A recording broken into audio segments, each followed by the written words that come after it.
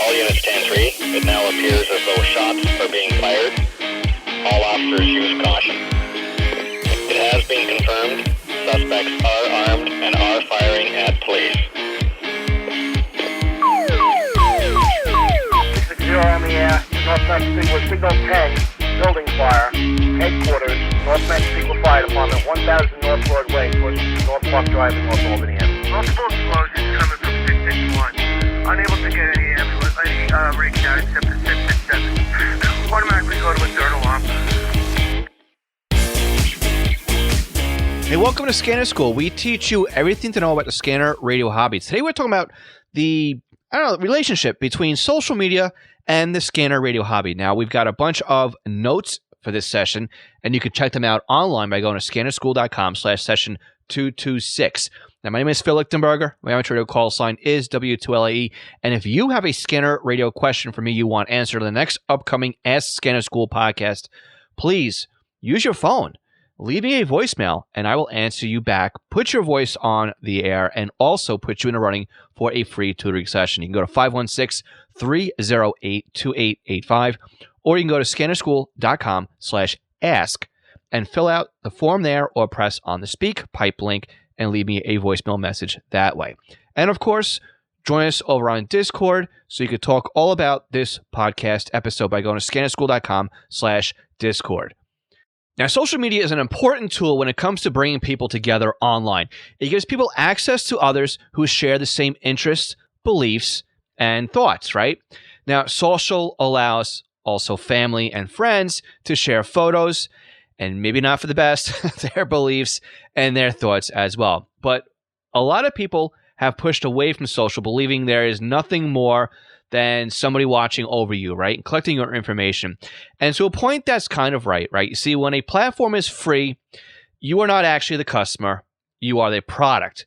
And it gives advertisers access to you, right? For their advertisers. But there's an entertaining value, right? And the entertaining value is what keeps you there. And just like TV, where you can receive free content 24/7 from over-the-air transmissions, you are still the product because your local advertisers still have access to you. And even through paid satellite and cable TV stations, you're still the product because you're being targeted by advertisers. And the same really holds true when it comes to social media channels. So pick your poison, right? You've got Facebook, Instagram, YouTube, Discord, Twitter, Reddit, Pinterest, TikTok. Just name a few, and I'm sure in the future, if you're listening to this, there might be a new, shiny new social media platform, and maybe one of the ones I listed have been acquired or are now extinct, or, I mean, there's plenty of others out there that have gone away. I mean, look at MySpace, right?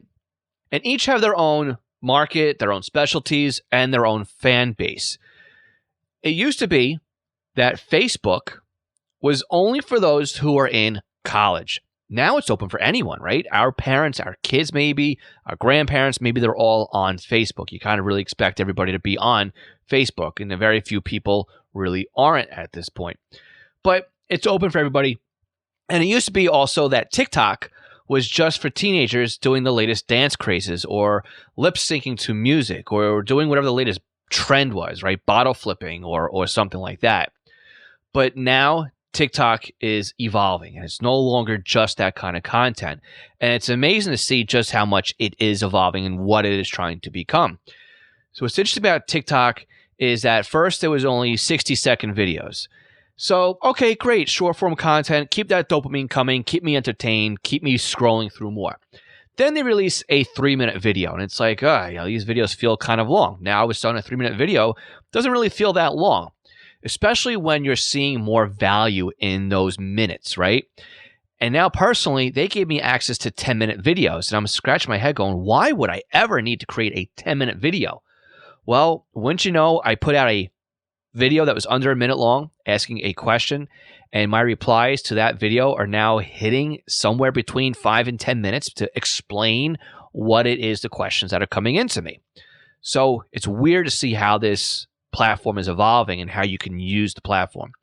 Now, TikTok, again, they're evolving by trying to introduce stories, and that's trying to compete more with social media platforms like Snapchat and Instagram. Now, YouTube has been fighting back too because, all these platforms are noticing that more people are somewhere else. TikTok is seeing a spike in numbers. They're seeing a lot more people gravitate to their platform. Facebook, Instagram, Meta, right, as a whole, YouTube, they're all noticing this. And they're all saying, well, we want to get more people back on the platform. So even though YouTube had the ability to do YouTube Shorts, they're now promoting the heck out of it. Facebook and Instagram, they are pushing more on their Stories platform or Reels because they want you to be on their platform doing what you're doing on TikTok, right? Every platform is going to have its fan base, and each one's going to have its strong suit, like I said before. But let's talk again about what you'll find over on TikTok. Because TikTok, again, it used to be for the kids, just like Facebook used to be just for the kids, right? Now you can find a ton of educational short-form content over on TikTok. For example, if you want to learn how to not get ripped off at a car dealership when buying a car, there's a content creator out there who's been selling cars for 40 years and is teaching you some of the tricks that dealerships do to get you to sign or buy, or some of the things they're adding into the fees when you buy a car. And they teach you how to be on the lookout for that. Or if you want to sign a lease, they'll teach you how to navigate that kind of part of buying a car. Again, short form content. What if you want to see what kind of homes are failing home inspections? There's a home inspector out there that is making content on TikTok, and he just shows all the failures that he is seeing when he is going through homes for his customers. And if you want to know what it's like in the day of the life of a cesspool business owner, there's a guy out there who owns his own place, and he is showing you not only some of the stuff that he is not finding in the wells or the cesspools, but some of the things that is challenging for his line of work, and even how he is going above and beyond to help his employees in times of need. And it's really showing a bit of his character in the process. You want to learn how to fly a plane or learn what it's like to fly a plane? You want to know what it's like to take a boat and navigate from, New England down to the Bahamas? There's content for that as well. Even prepping and canning and stuff like that. A lot of great educational content can be found on TikTok. Now, in our world, I am finding a lot of radio operators on the platform as well, whether it be CB radio, ham radio, scanning. There's plenty of people out there that are showing what it is they do and love to do with their radios. And this is where I met today's podcast guest, Esteban. Now, Esteban is a TikTok creator where he helps people in the scanner radio hobby.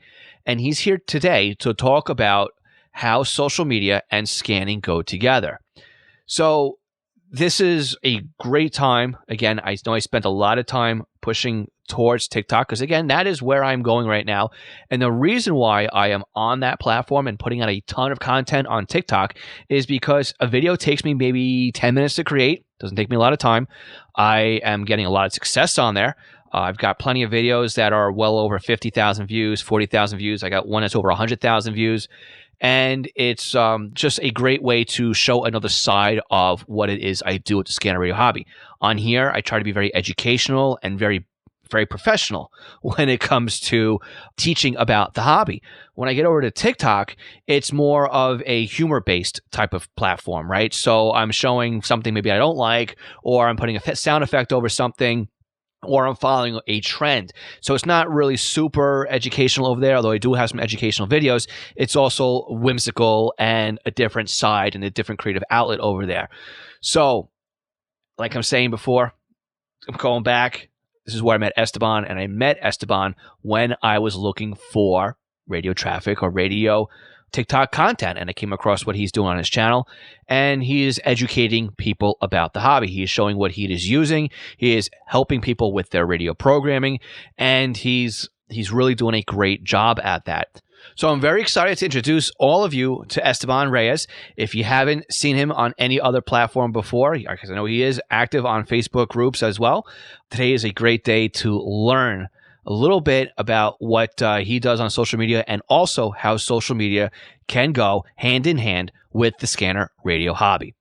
Now, before we get any further in this week's podcast, I want to take a few minutes to thank our Patreon supporters. Now, Patreon is an affordable way for you to support the podcast and our upcoming expansion into YouTube for 2022. So think of Patreon as the PBS model of helping out Scanner School. For a monthly or yearly donation, not only do you help support the podcast, but depending on your donation tier, you will receive certain benefits. The most popular benefit tier being our $5 a month or the $51 a year tier. It's the same tier. We just discount if you can pay us over a year.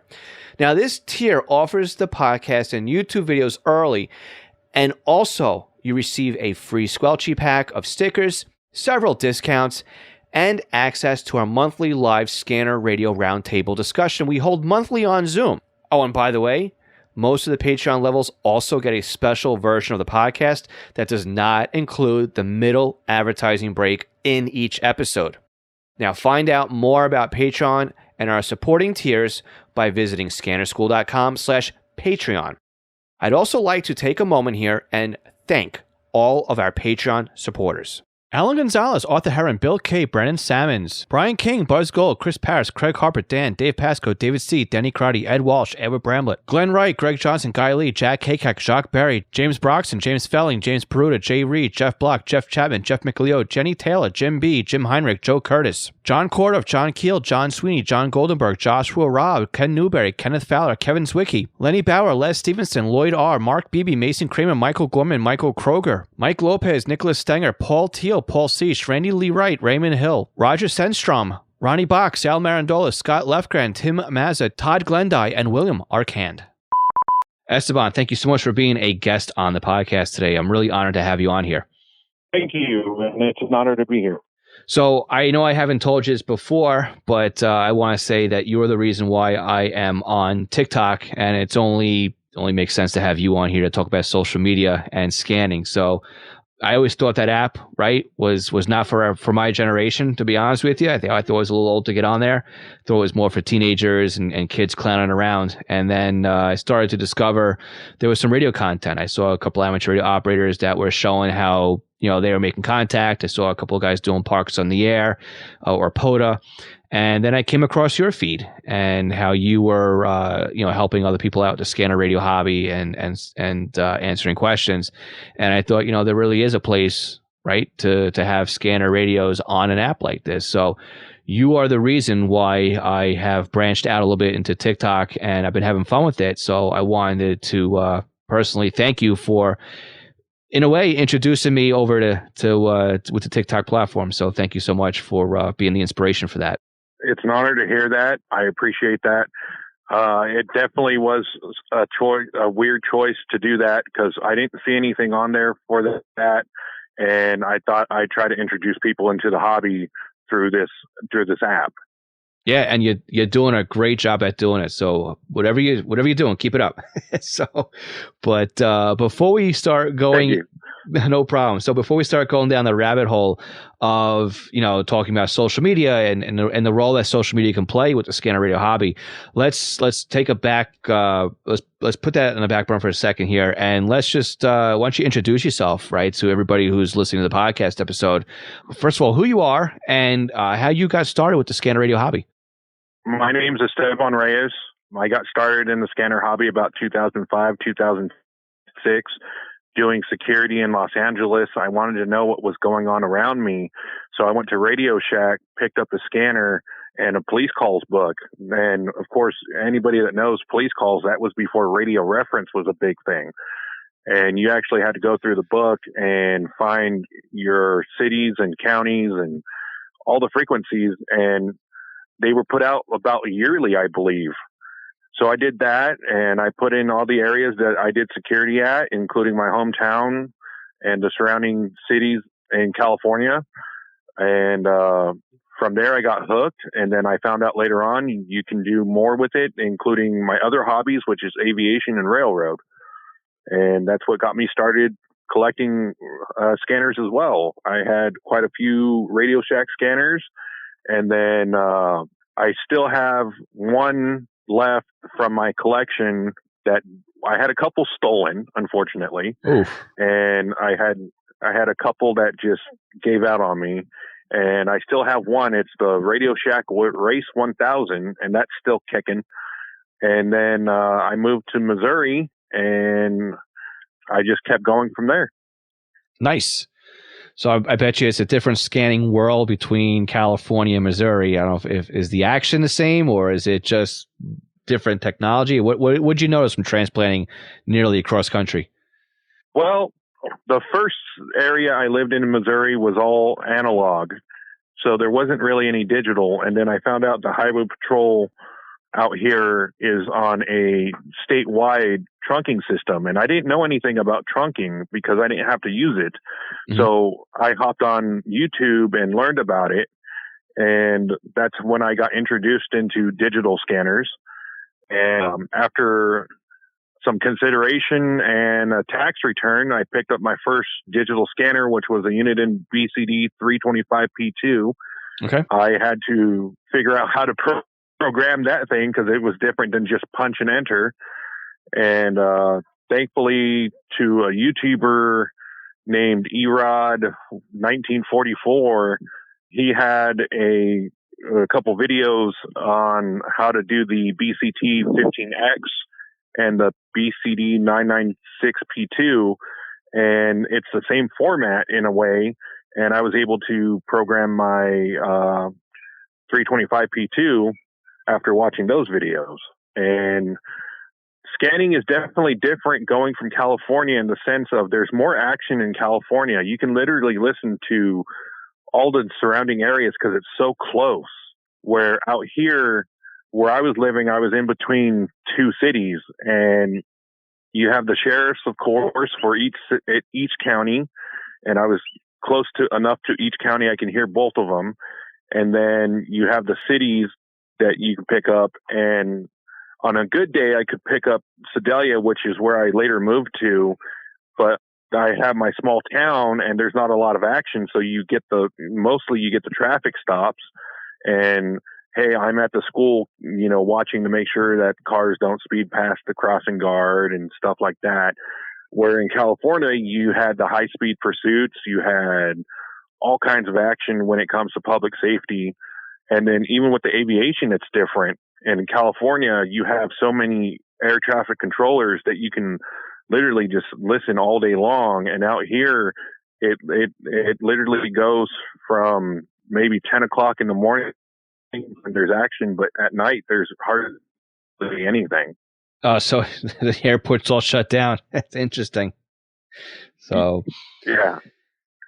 Nice. I mean, it's definitely a different world out there. So, what are you using now for scanners? Are you still using the 325P2? I mean, I know from seeing you online, you got a little bit of a collection going on over there. Yeah, I have a SDS 100. I have a BCD 436 HP. I have a BCD 536 HP, a BCD 996P2. A BCT 15X. I have the 325P2. I have a BC 125AT. I have the SR30C. I have a Whistler WS1040, and I have a Whistler TRX1 or 2. Sorry. Okay. The base model. Gotcha. So TRX2 would be their trunking radio, but yeah, that's. I was going to say you ran out of Whistlers there, but you added to it. You redeemed yourself.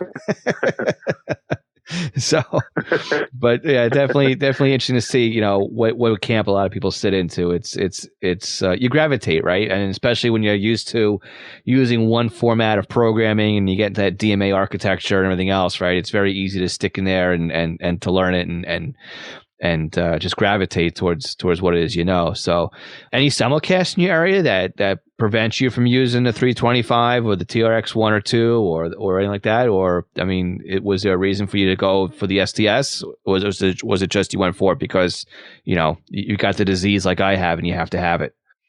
Well, it was a little bit of the disease. And when I visit California to go see my family that's out there, you can't get the police out there because it's all encrypted, but you can get some of the fire, but some of their fire is on trunking systems and it simulcasts. Gotcha. So I wanted to have a radio that I can listen to it. Makes sense. So definitely makes sense. So let's talk about what again, your idea to come on the podcast and talk about this was social media and scanning. So break it down. When you say social media, what are we talking about here? Let's break it down to its most simplest form here.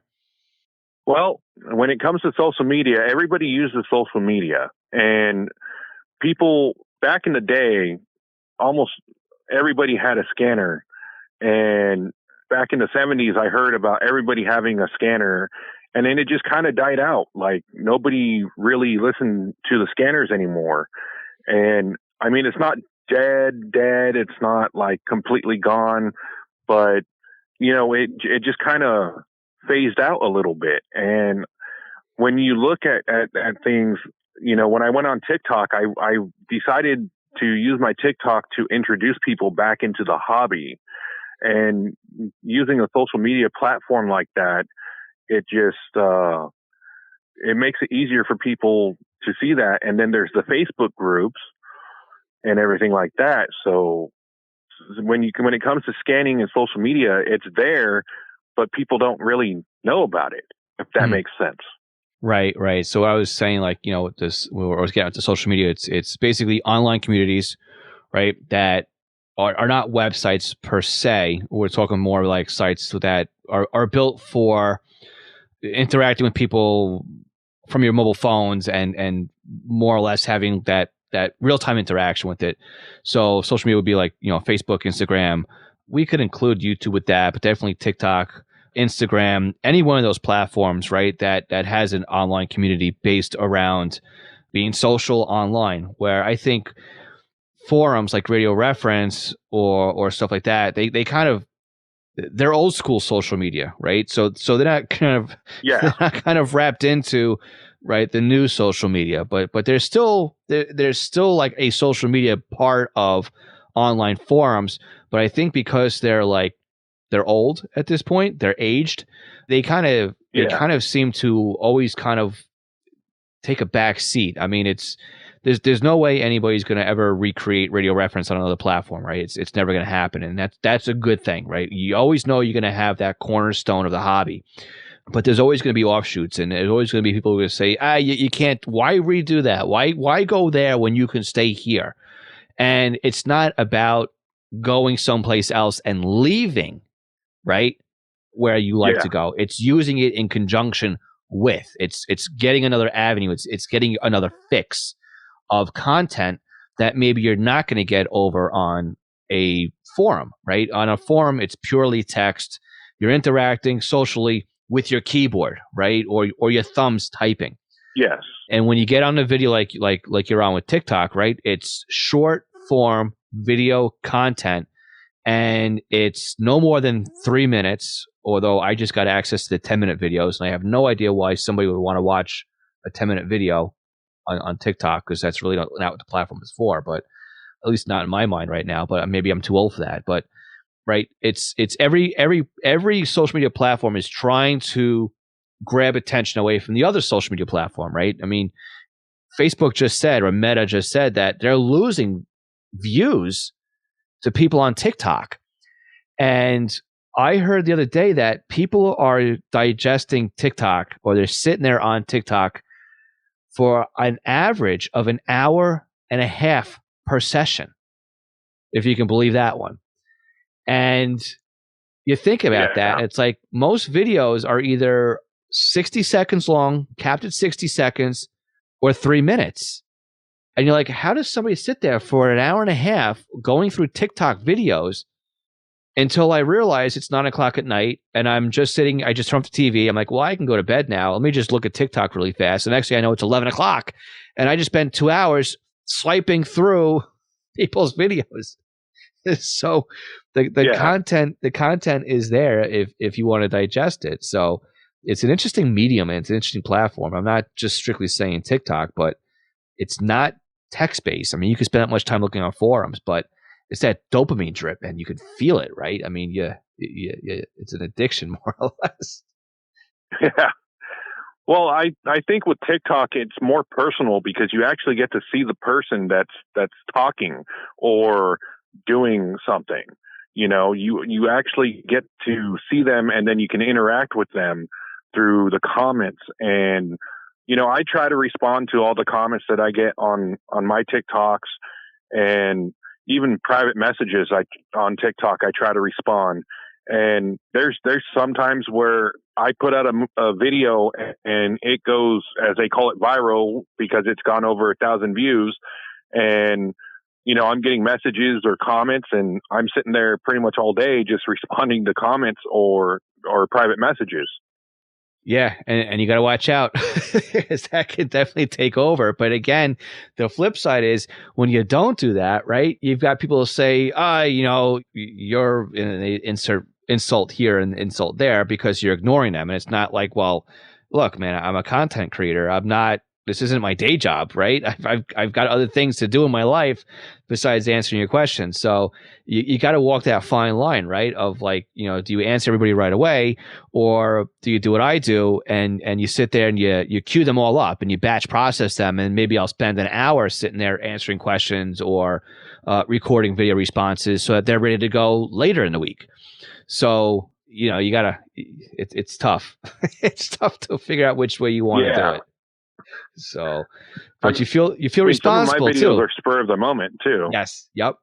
I mean, that video I did for you the other day too, where I responded back to your bow phone question, right? That was very spur of the moment. Like it's like I saw you had that video at the scanning. I'm like, oh, I can answer that for him. You know, I can help you out with that. So that was a spur of the moment thing. But a lot of my videos are all made during the weekend in about an hour-long session and then ready to go. So it's my daughter likes doing them with me. So that's kind of what I do when I do them. She's like, that doesn't look good. You know, she's 8 years old, so I get that little critique like, that was cringe. She told me that today. That video is cringe. You got to do it again.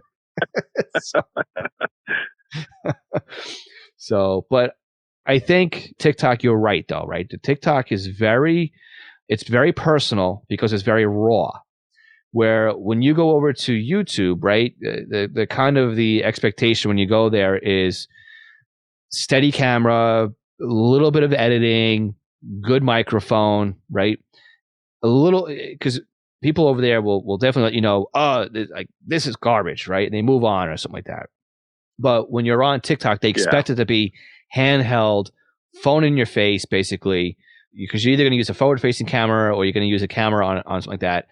And they expect that raw, very crude edit video. And that's the expectation there. And I think that's what makes it easy to get into also for anybody. And that's why I've gravitated to that platform, because I don't have the time to make the polished video for YouTube as much as I want to, but I can jump on YouTube and get a video out in 10, 15 minutes and then move on.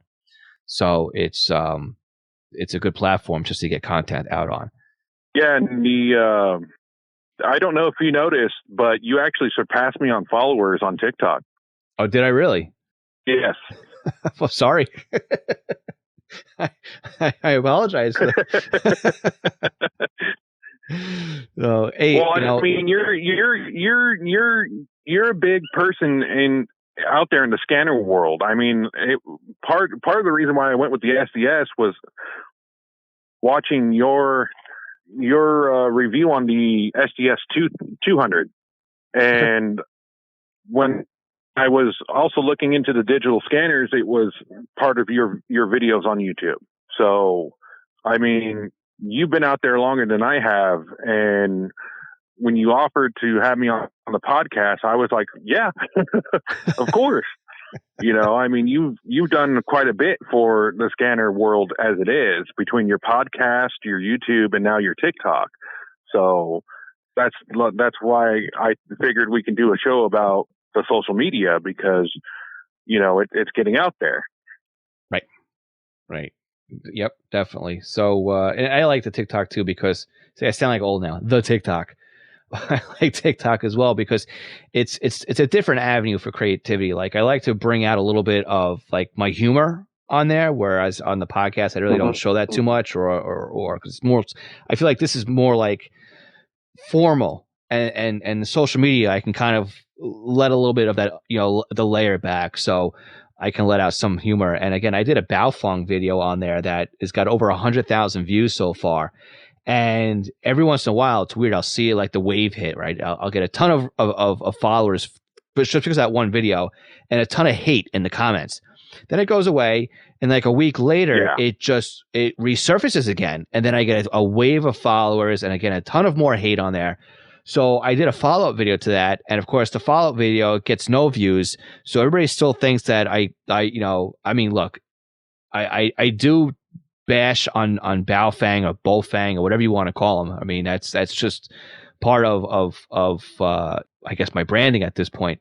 But I also see there's a point for them and everything else. But nobody wanted to hear me say, hey, look, these are the pros of that, because I made that one 10-second video where I just said, no, you don't want these radios. And everybody jumped on it like, they with pitchforks and everything like that. But again, that's part of what happens, right? They just see the video and they gotta react to it. And I put that video out there knowing it was going to be controversial. Like, that's exactly why I created the video. Like, I wanted not only to bring my sense of humor into it, but I wanted to bring that controversy there, because those are sometimes the kind of videos that do well for people. And that formula just happened to work for me. And I would never have brought that type of video over to YouTube, because I don't think it belonged there. But I think over on TikTok it worked out well for there. So if anybody's looking for that video, I'll link to it in the description. But basically, to summarize it, I was holding a UV5R, and the song playing in the background says, you want me, and it goes no, and it's the guy shaking his head, and then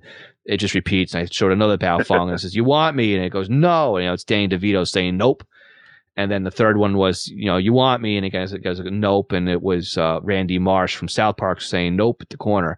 And that was all it was. But sometimes those videos, I found out if you go less than 10 seconds on TikTok, those are the videos that do really well. I guess because that's the attention span of most of the users on there. Well, the thing about Baofeng is they are good radios for a small purpose. They can work as a scanner. They just have a slow scan rate. And until recently, I didn't know that they had the option to hold on the squelch or the open carrier until you pointed that out. And they are cheap, but they're not going to work for everybody. I mean, I've had to tell people several times just through private messaging, because they ask me, will this work in my area? And it's like, I ask them what county and state they are. I hop on Radio Reference, and it's like, sorry, dude, your area is digital or trunk digital, and those radios won't work on that. Right. And I mean, I'm guilty of using a Baofeng as a scanner. I have stuff programmed in them so I can listen to them. I have them for communication and everything like that. But it's funny how much hate you can get just for saying a radio is not good for an area or type of thing, because you're just being honest. And I mean, you got to think about it. It's a cheap Chinese radio.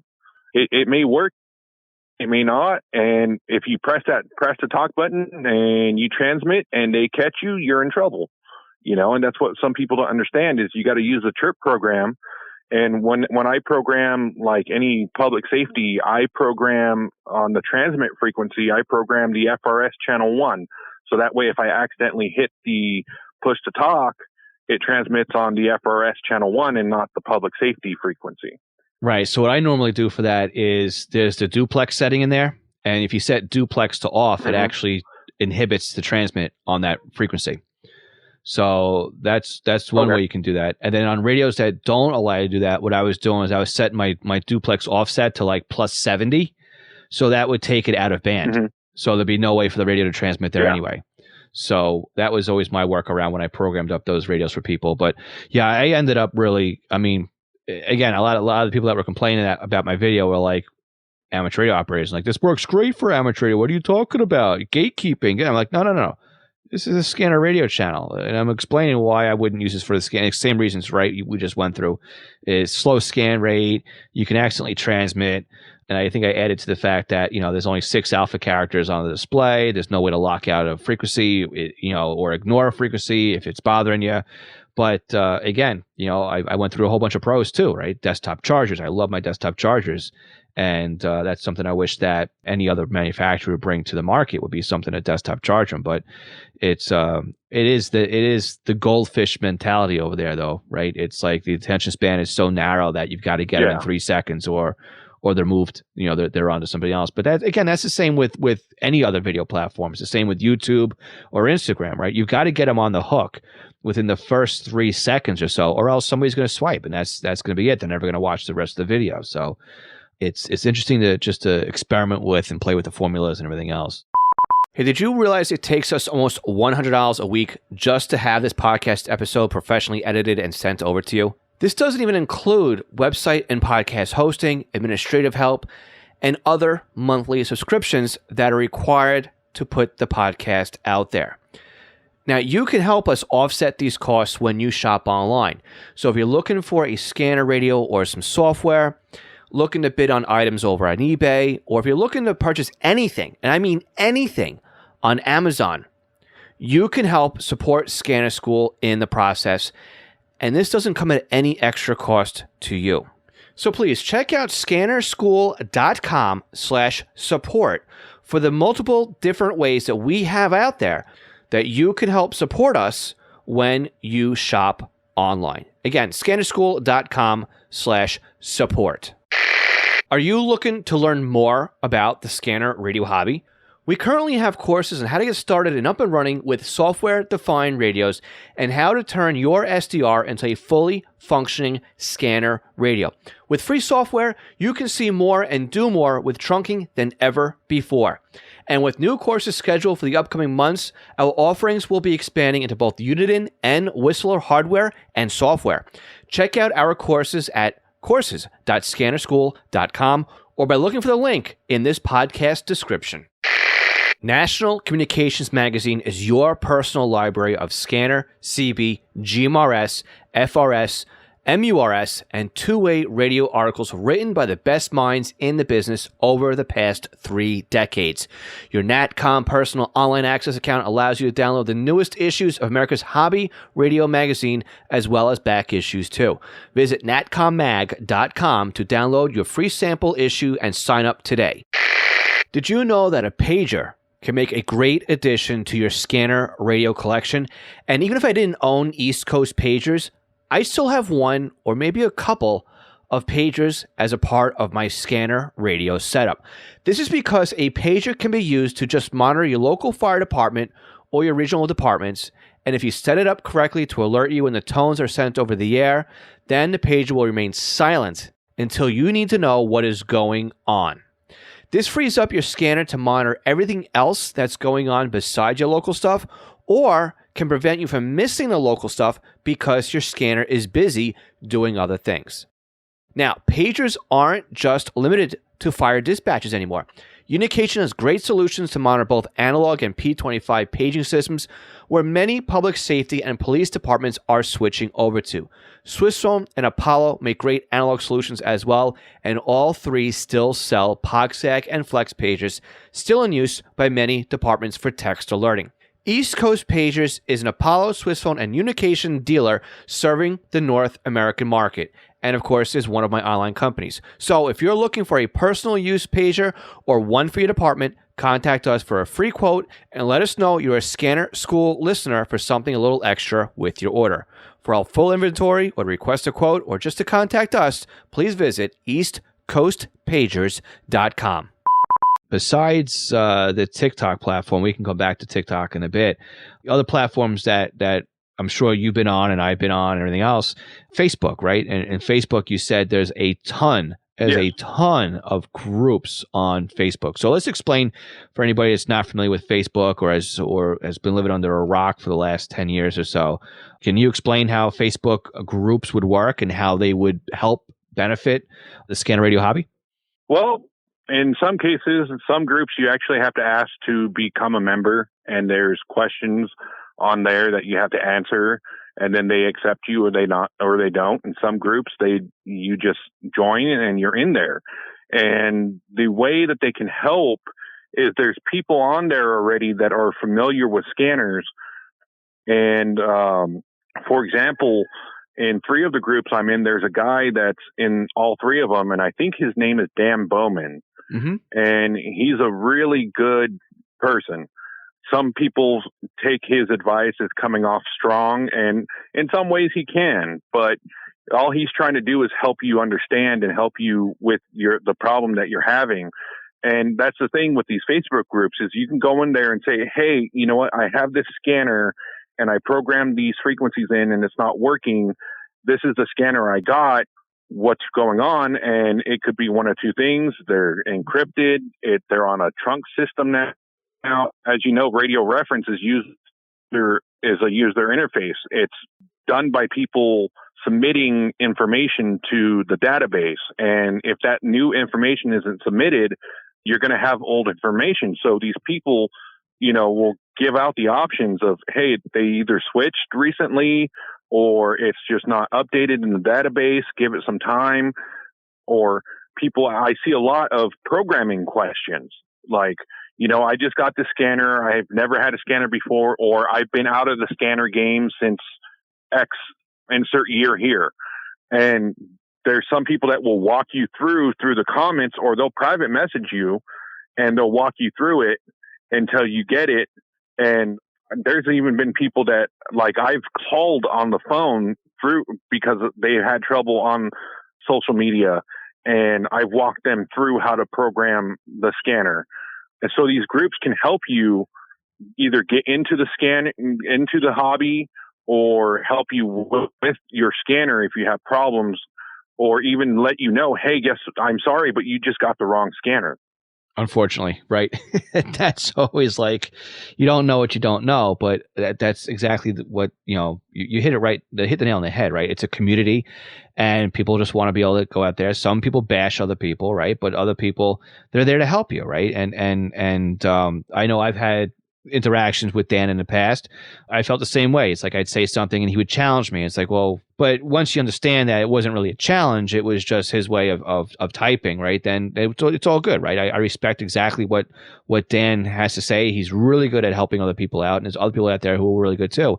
And there's a ton of different groups, right? So if you end up getting into a group and you don't like the atmosphere in there, chances are you're going to find another group that's just as active with maybe the same players or different players, or a moderator who is a little bit stronger and a little bit more stern on the rules that you follow over there. So if you look at Uniden scanners, right, for example, on Facebook, right, how many groups do you think there are if you just typed in Uniden scanners in to find a group, right? I mean, what's your best guess? I mean, how many? There's at least 100 that I saw the last time when just typing in Uniden. Yeah, I'm waiting for the webpage to load up so I can give you an exact answer on this one. So let me do. I'm going to type in groups here. I'm going to do search groups, and I'm just going to type in Uniden, right? Uniden, and let's just see how many groups. Search groups for Uniden. How many come up? A blank page. Here we go. Oh, it doesn't give you a count. Groups. There's a lot. It's a pages and pages and pages, and it's still it's still going. So there's a whole pile of pages here with just the word Uniden. So there's a lot here, but again, looking here, there's a group here with over 3.7K. There's one here with 5.9K. There's a group here for 11K. So there's definitely plenty of groups in here and ranging in different sizes. I mean, there's even one here that's only 848 members, but they can get very specific too, right? There's one here for just programming group. There's one for just the STS 100 and 200. There's one here just for the BCT 15X. So you could really, I mean, there's one here for the Bearcat 980 by itself. So there's plenty of groups in here that, and there's even some for your local area. Some places actually, there's some places that actually have a group for the local area, or even their state in general. Mm-hmm. Exactly.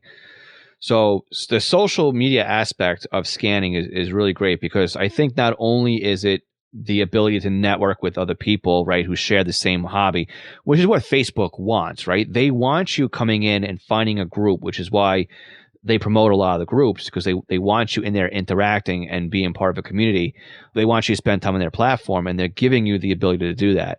whether or not it's taking away from other locations for that, I think people really recognize what radio reference is, and that's what's, and it's working hand in hand with, right? It's not isolating away from. Yeah. But it's like you said, right? The ability to get in there and get people to help you out because it's a community and people want to help and they want to share. Yeah, there are people there that they just want the information delivered to them because they don't understand how to use Google and find the information on their own. But there's people like that no matter where you go, right? Even in real life, you'll walk into somebody, it's like, what street am I on? It's like, did you look at the corner where the street names are? But if you find the right group, you can really feel like you're part of a community and you'd want to be part of it. So I think it works out well. It's a good resource.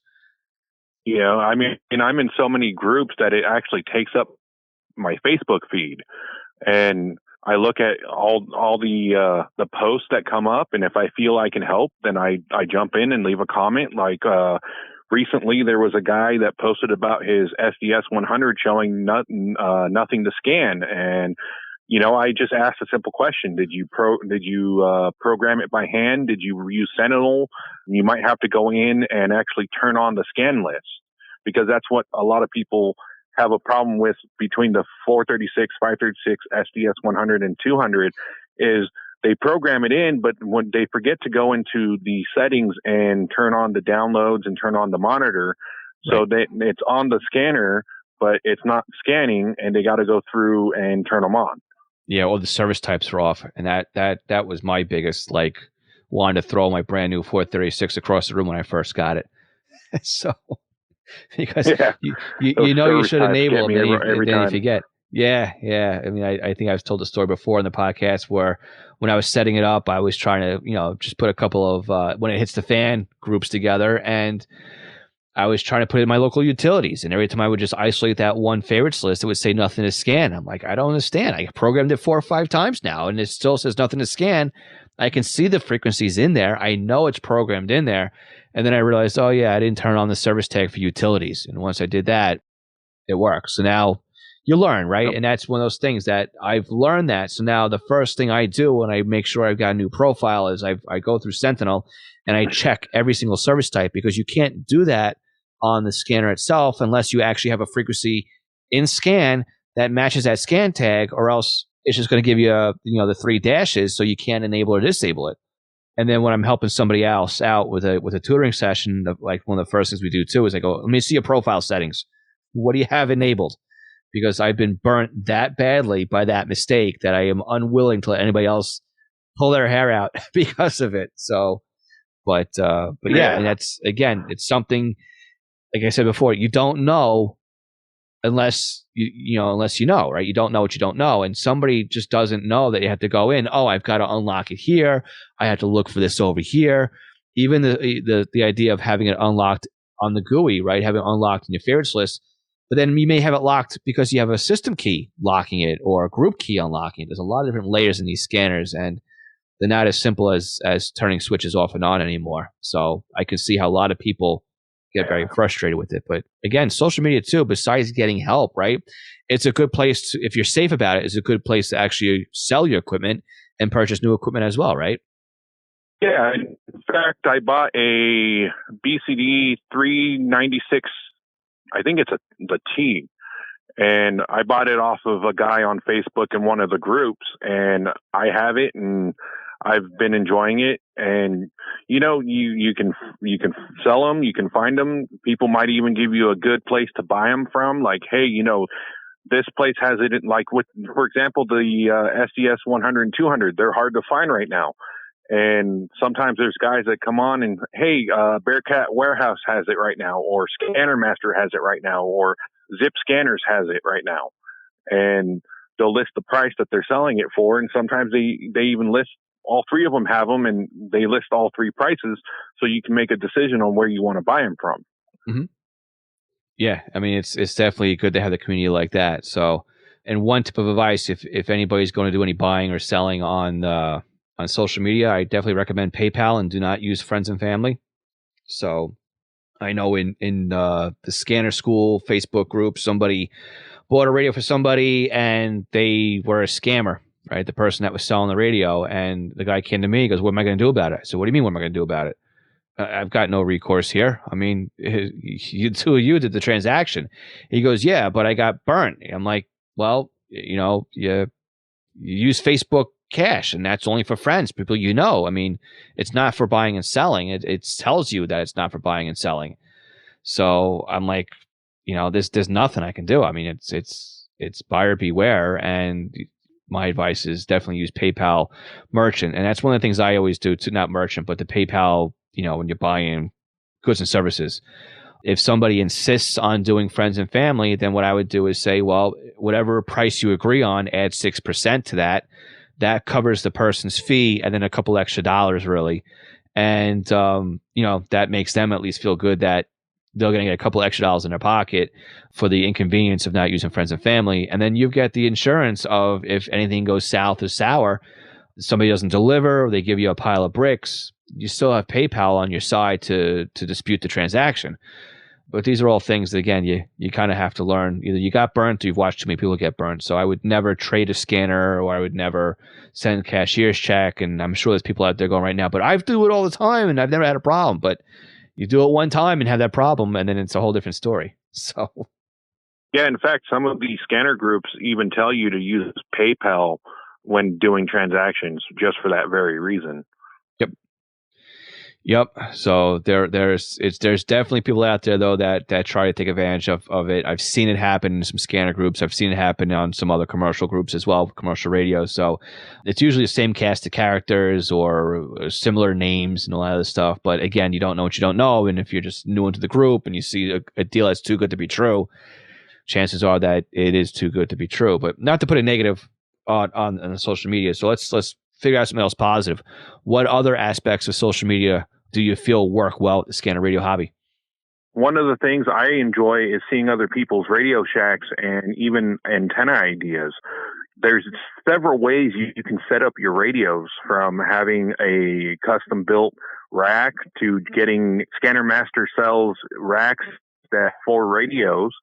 And then there's the normal way of just using the little car mount that comes with it and hooking it up that way. And then there's several different antennas that you can use for external and internal use. So it gives you multiple ideas of what to do. In fact, there's even a couple guys that do not custom, but they make their own antennas. I even make my own antennas just to play around with it and see what I get compared to, let's just say, store-bought antennas. And I've had mixed conclusions with that. I've had some homemade antennas outperform, store-bought antennas, and I've had store-bought antennas do way better than homemade ones. You can even go on there and ask them, hey, I have this radio and I listen to this frequency. What antenna would be best for that? And that's another thing I enjoy about the hobby is how helpful people are and giving their opinions on, hey, I use this antenna and it works great for this, or hey, I use this antenna and it works better on this. But if you're listening to this also, you're going to lose some of that because of this antenna. So it just gives you the many options of how to have your radio set up. And you can even just see how people do it in general. And you might get ideas and borrow some ideas of other people's radio setups. Right. And the thing too is it's right? We got multiple people giving you feedback as well. So while some guy may say, hey, you could try this, you have somebody else almost immediately saying, well, you can do that as well. And so it is like a community. And again, that's the whole point, right? Is to get not so much one person or be ghosted on there, but to have a couple people give you their 2 cents, so to speak. So yeah.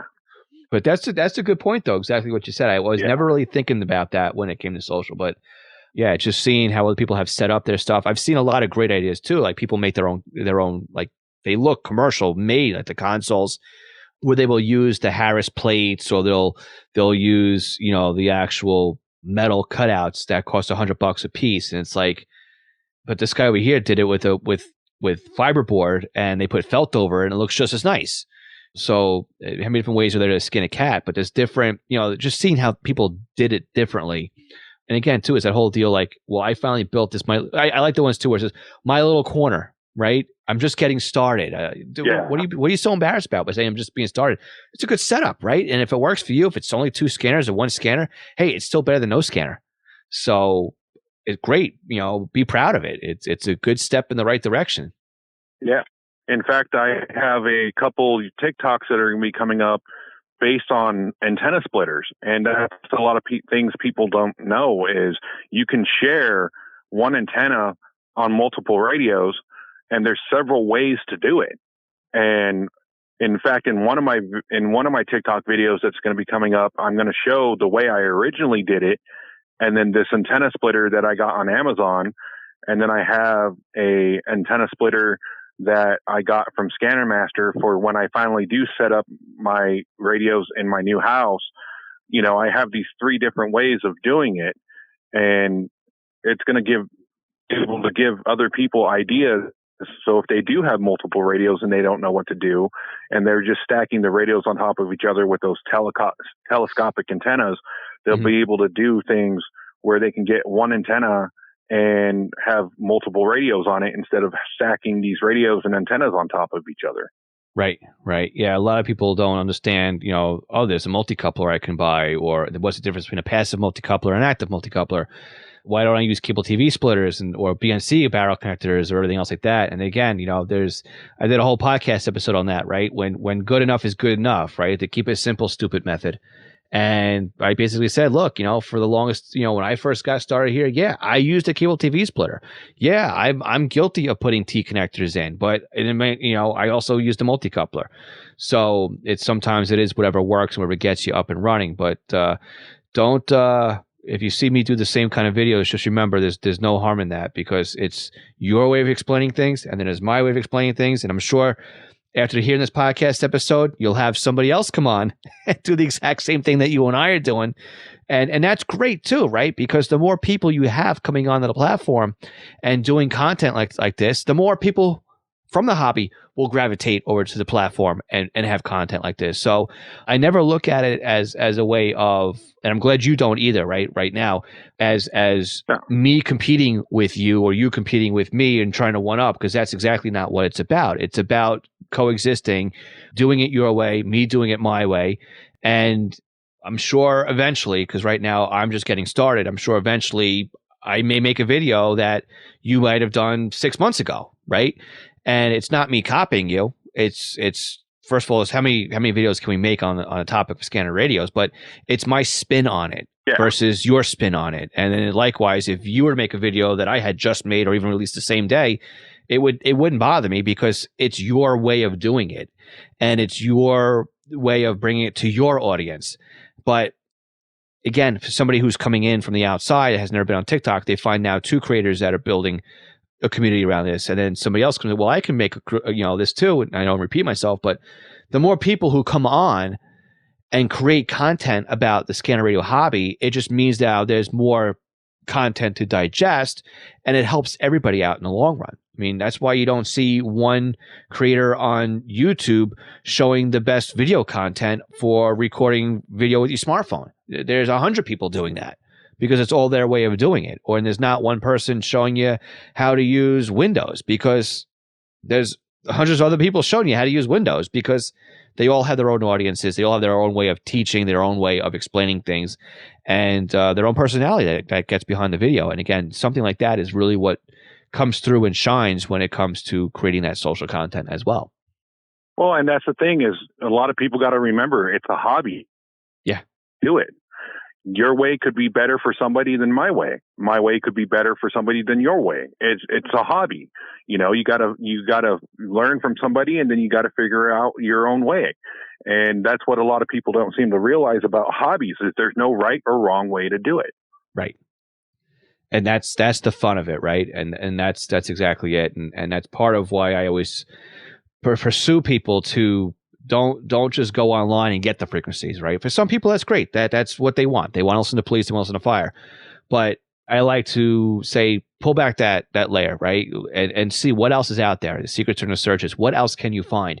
Get excited about discovering a new frequency and uncovering what might be on there, or a new trunk system, or finding out new talk groups that are out there. And that's part of the hobby, I think, is not as strong as just monitoring the local fire and police department, because that's what a lot of people just gravitate to. But using a platform, right? I mean, you and I could put out a video this week and say, hey, I'm going to put my radio in the search mode. Let's see what I find.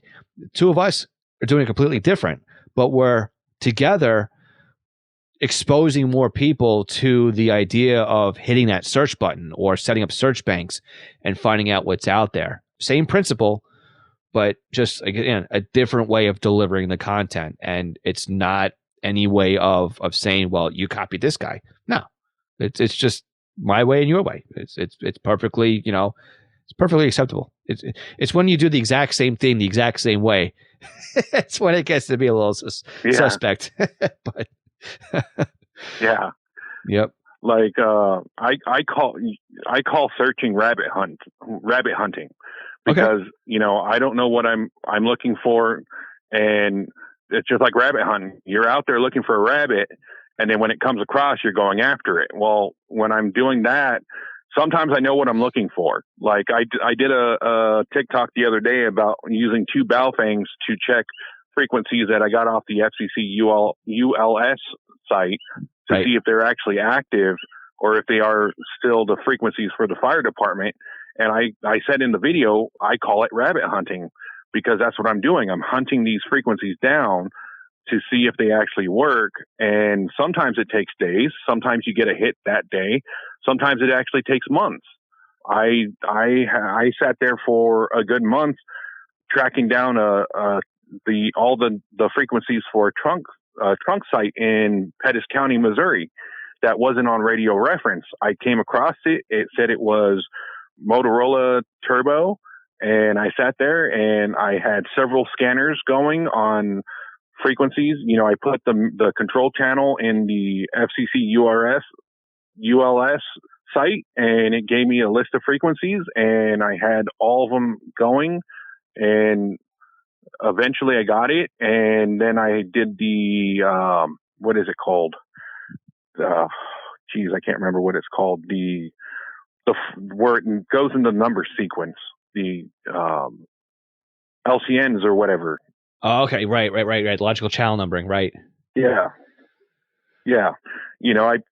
I put it in that mode, and I found all the correct LCNs, and then I put it in my scanner that way, and then I listened for another month, and then I submitted it to radio reference.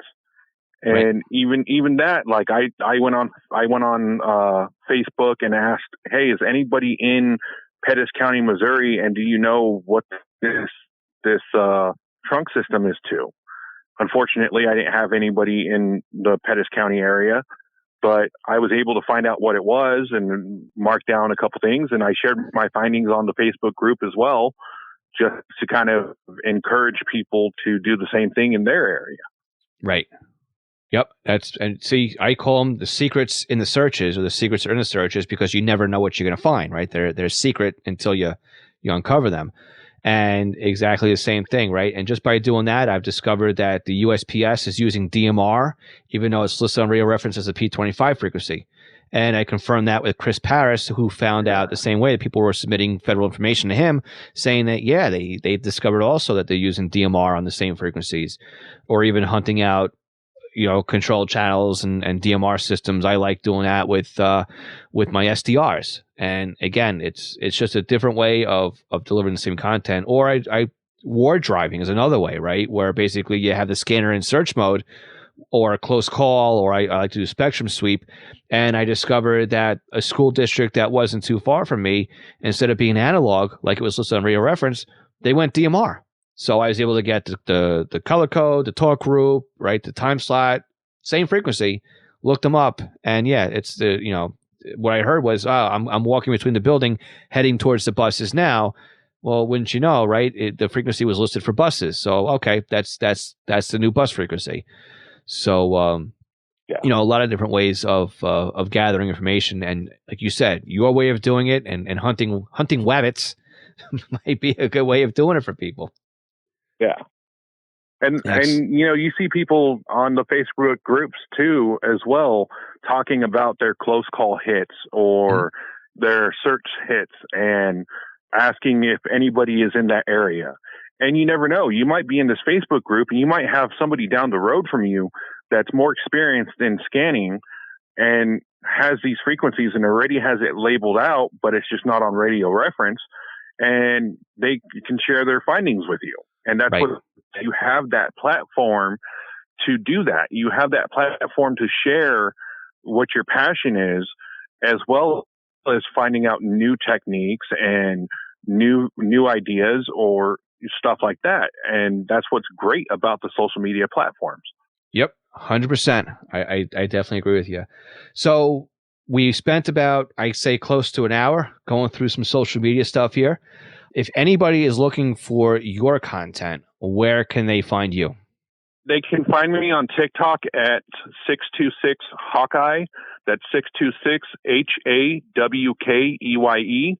I have a YouTube channel with the same name, but I haven't put any scanner content on there yet. I'm waiting for a little bit of money to get a camera that will work on focusing on the front panels of the scanners without getting that light glare that you get with the LCD screens. So that way I can do some front panel scanning programming to show people how to do it on the radios I do have. And I'm trying to find a software that will work with where I can use the programming softwares and basically screen record it and have all the pop-up menus. I used to have a program, but it wouldn't. And that's what I'm trying to find. And of course, all this takes money, so it takes a little time to get that.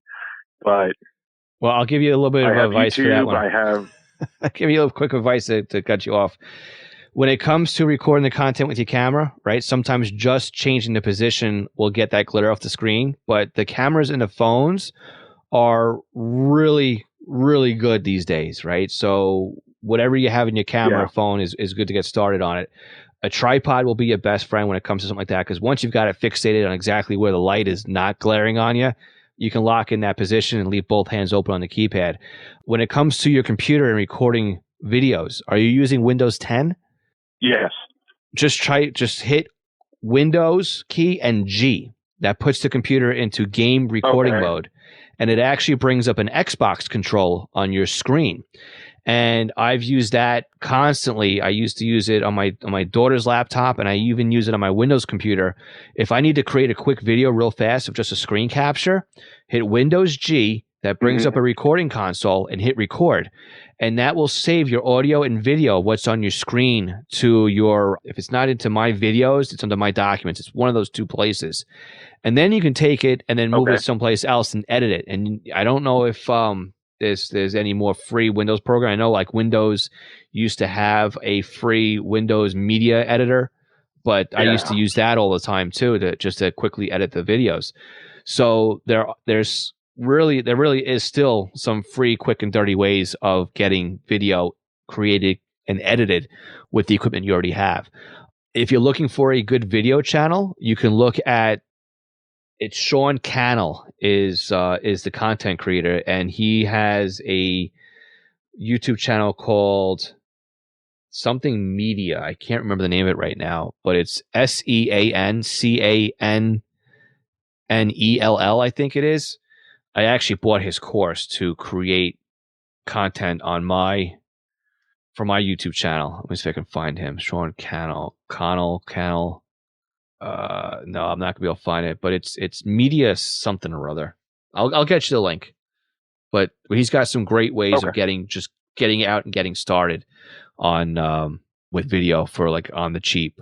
So here he is, Sean Cannell, YouTuber.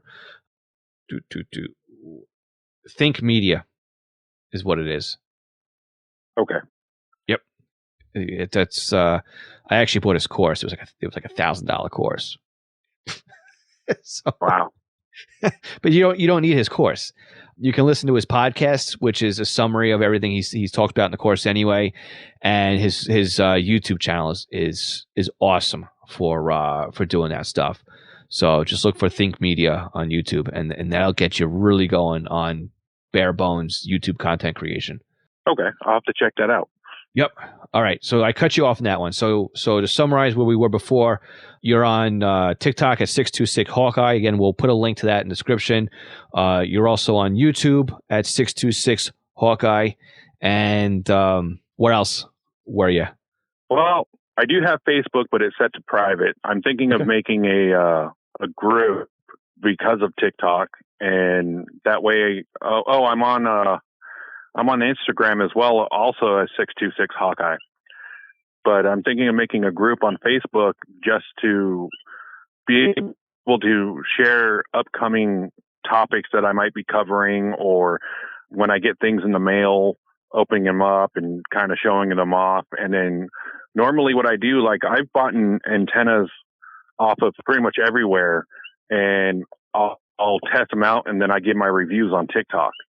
So, I'll do stuff like that. So that's definitely an idea that I was going to take out of your playbook, because I've got a pile of antennas here, and I get the same questions all the time, right? What antennas do you recommend? So I got my SDS 100 right here. Somebody asked me last night what I thought about the Remtronics antenna. I'm like, I'm leaving this on my desk within arm's reach so I can grab my phone later tonight and record, a quick summary on the Remtronics antenna. I'm sure you've done it already, but it just things to look out for. So it would just be my spin on it. But yeah, it's interesting. I did an unboxing today for TikTok, and I plan on doing another one next week because, again, the disease. So I can't stop buying. So my wife buys shoes, I buy radios. As long as she doesn't tell me to stop, I can't tell her to stop. So, again, if anybody out there is, I know, right? A lot of people are afraid of TikTok because it had this whole big thing with, being spied upon and all that stuff too. You don't need to have a TikTok account to enjoy or see the content, right, that we're creating. You don't need to have the YouTube app on your phone. You don't need to have the Facebook app on your phone. You can use a regular web browser for all these applications here. You can get on Instagram with your web browser. You can get on Facebook with your web browser. You can get on TikTok with your web browser. This means that they're not tracking you. You can turn off your cookies, and you can stay as incognito or private as you want. And again, I'll put a link to my TikTok in the description. And I'll also put a link over to Esteban. I'll put a link over to yours as well, with all your social medias as well. And if they don't want to follow it within the app, they can still at least check us out with their web browser, if that keeps them safe with their tinfoil hats and everything else. So I just got a bunch of eye rolls on that one. I can already hear and feel the eye rolling on here. But again, there's the controversy. So for anybody that disagrees with that one, go over to our Discord server. Let me know that I insulted you on that one. I'll make sure I apologize. So hopefully I turned that one into a joke. But Esteban, thank you so much for coming on the podcast today. Again, this was your idea. I really do appreciate you booking the session, taking the time, spending a little bit of time this evening as we record this one. And I definitely saw your video earlier today that you were excited to come on the podcast episode. I hope that this met your expectations on what you were looking to get out of being a guest on here. And I definitely hope that you and I can do it again. I mean, this was definitely enjoyable on my side, and I hope it was as well on your end. Well, I definitely appreciate you having me. Like I said, I followed you on YouTube and Facebook, so it was definitely an honor of mine to be on your podcast, and I definitely had a fun time. I wouldn't mind coming back again. Maybe we can revisit the topic and see what's changed. Yeah, definitely. Without a doubt. Or we can go through how you test antennas and or something like that, right? We can it's definitely something else, whatever it is you're working on. So stay tuned. We'll definitely have you back on for something different. So again, thank you so much for being here again on this podcast episode, and I hope we can do this again real soon. Thanks again. Thank you, and you're welcome. Esteban, thank you so much for being a guest on today's podcast. Now, again, for anybody out there who is a little bit reluctant to install the app on their phone, I get it. I understand, right? To each their own. I'm not saying you must go there. You must check out the content, right? But what I am saying is there's ways around that, right? So you can always use your browser on your phone or your browser on the computer. You can turn on incognito mode or private browsing, and you can navigate to TikTok and you can still digest the content that is there without installing the app. Just like you can always go over to YouTube without having to sign into your Google account, or you can also use your browser incognito or private modes to secretly, search YouTube without having having Google know what it is you are doing, right? So there's ways still to be involved with the social media platforms without having to actually sign up or install any accounts. And if that's the way you feel about it, then I invite you to try those methods. But for everybody else who wants to be part of the social part of these platforms, whether it be Twitter or Instagram or Facebook or TikTok, right? Install the app, start following people. You're going to have content that will be delivered to you that will relate to the people you are following and the content you are digesting. And yes, TikTok still has a lot of those people who are doing the dance crazes. You're still going to find a lot of people who are attention getters. Let's put it that way. Any app is going to have something like that. But if you can start teaching the algorithm what it is that you want to watch, it will start filtering out the content that it knows you want to watch, because it's an algorithm and it's a machine, and it knows what it is that you like probably better than you know what you like. So if you're on the TikTok platform, why don't you do me a favor and make sure you follow me over there. Again, my name is Scanner School over on TikTok.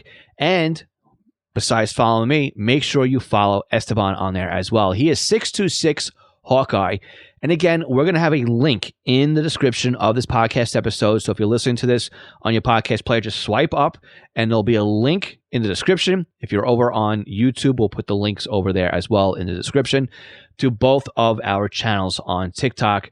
And again, if you are a creator or content creator on any platform and create content about scannings or radio, and you want to be a guest in the podcast, hit me up. Send me a message on either platform, or just go over to scannerschool.com/guest and fill out the form and be a guest on the podcast.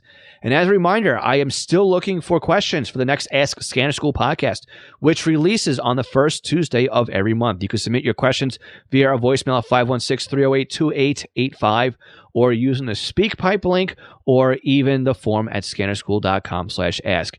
And I would love to have you give me some feedback or discuss this podcast episode on our own social media platform that we host over on Discord. And again, you can go to scannerschool.com/Discord for that information. And if you know that there's somebody out there that would find some value in today's podcast episode, please help that person forward this podcast episode, or share this podcast episode with those on your own social media platforms, right?